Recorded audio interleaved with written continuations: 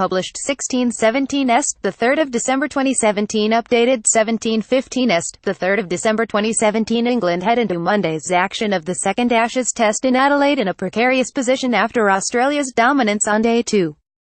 Steve Smith's side racked up a total of 442 for 8 in their first innings before England, already one down in the series, ended the day on 291. In reply, here, Sportsmails David Lloyd reflects on life down under after another poor day for Joe Root's men. England have plenty of work to do if they want to salvage the second test in Adelaide. More than one Marsh can sting. I remember Sean Marsh as a kid hanging around the Australian nets when his dad, Jeff, was my opposite number when I coached England on the 1998 tour of Australia. Jeff and I had a drink, as you do, after the final test, and we asked each other for an honest appraisal of the two teams. I recalled Geoff's response about my England team. 6 out, all out, he replied.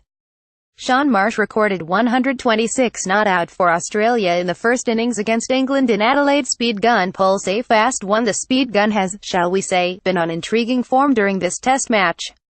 Now I have been around a bit and seen what can happen in different places, and you do wonder if it might be, perhaps, a bit optimistic about how fast one of these sides are bowling. They seemed to have cranked up their pace from the first test, if the gun is to be believed. Not that I am one to cast aspersions. Raise a toast to the comb-over king. I've been liaising with a few journalistic colleagues in Adelaide about the best places to go out there.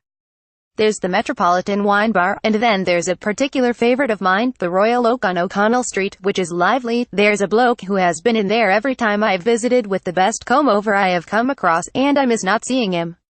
He must be about 105 by now. Smith makes cheap dig. Not very impressed with Steve Smith telling Craig Overton that he was too slow out in the middle.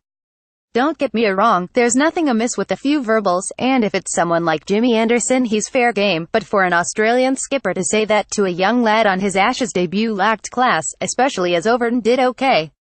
Australia captain Steve Smith told Craig Overton that he was too slow out in the middle. My plans go out the window for days now. I have been housebound at our cottage in North Yorkshire.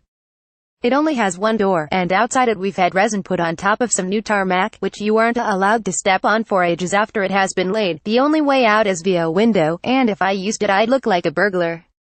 I'm hoping to get out by the end of this test.